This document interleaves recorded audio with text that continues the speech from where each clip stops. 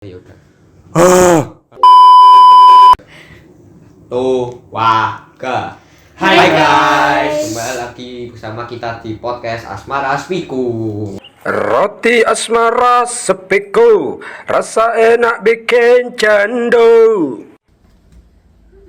Oh, Jadi di podcast kali ini kami akan membahas tentang kelangkaan air bersih. Yang pertama kita akan membahas kenapa sih air bersih itu bisa langka. Nah, sebelum saya menjelaskan kenapa terjadi kelangkaan air bersih, saya akan jelaskan bagaimana suatu kelangkaan dapat terjadi. Nah, kelangkaan itu terjadi saat kebutuhan manusia tentang suatu barang atau suatu SDA tinggi, akan tetapi alat atau barang pemuas kebutuhan manusia itu kurang. Contohnya air, karena air merupakan kebutuhan manusia yang sangat krusial. Saat ada banyak penduduk di suatu tempat, misalnya perkotaan, akan terjadi kekurangan air jika tidak ada cukup ketersediaan air di lingkungan tersebut. Selain dari itu, kelangkaan air juga bisa terjadi akibat bencana alam yang sering terjadi di Indonesia. Karena bencana alam akan memutuskan akses air bersih ke manusia.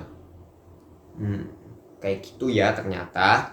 Dan aku bakal ngelanjutin dampaknya apa sih kelangkaan air bersih di sini tuh. Karena akibat dari kelangkaan air bersih ini ataupun yang bisa kita bilang itu banyaknya air kotor itu bakal menyebabkan banyak penyakit guys, seperti diare, kolera, disentri, tifoid, bahkan polio guys. Jadi ini ada, kalau diare kan emang penyakit biasa lah ya, tapi kalau polio, tifoid, aku nggak pernah dengar tifoid sih, tapi kalau polio ini itu susah guys sembuhnya, dan itu obatnya mungkin kayak beberapa dokter doang yang bisa ngobatin guys. Jadi kayak gitu guys, penyebabnya tuh banyak banget dan akibatnya dampaknya pun juga banyak guys ke orang-orang di sekitar gitu guys. Ya, jadi ini kan kita lagi bahas kelangkaan air kotor ya, kelangkaan air bersih kan. Kelangkaan air bersih Kamu, ya. ya maaf. Kamu tahu nggak kayak apa kasus-kasus yang ada di Indonesia gitu? Banyak guys, kita coba di kota-kota lain dulu. Contoh di Bekasi itu ada kali di Bekasi itu kotor guys, karena itu tercemarnya karena sampah-sampah warga sekitar. Mereka buang-buang sampah sembarangan dan akhirnya airnya itu, air di kali itu jadi kotor guys, dan itu salah satu penyebabnya, dan dampaknya itu bakal ke kita sendiri guys. Dan kita nggak usah jauh-jauh, kita ke daerah Surabaya, daerah Wiyung itu juga ada air warga di perumahan itu kotor guys. Jadi itu kayak airnya itu nanti kayak ada pasir-pasir hitam ataupun kayak coklat gitu. Nah jadi itu juga bahaya guys buat kita.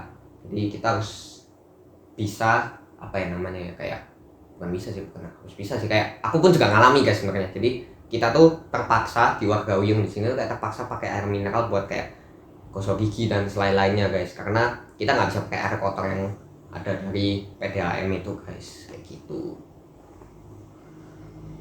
Untuk solusinya ada nggak Juven?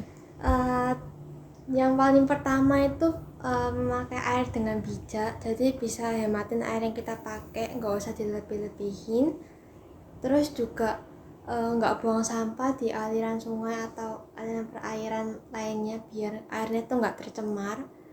Terus kasih ember buat penyimpanan air hujan biar airnya juga bisa dipakai lagi buat dijadiin air bersih lewat di filter. Sama terakhir, jaga lingkungan supaya air-air yang tersimpan di akar pohon itu masih terjaga.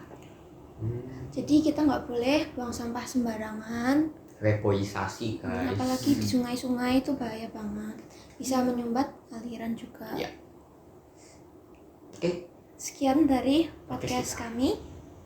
Terima kasih guys sudah dengerin. Thanks for watching Thanks for Don't watching. forget to Bye-bye. Don't forget to like, subscribe, and share and Biar- comment. and comment. and comment. Komen apa aja guys. Ya. Dadah. Dadah.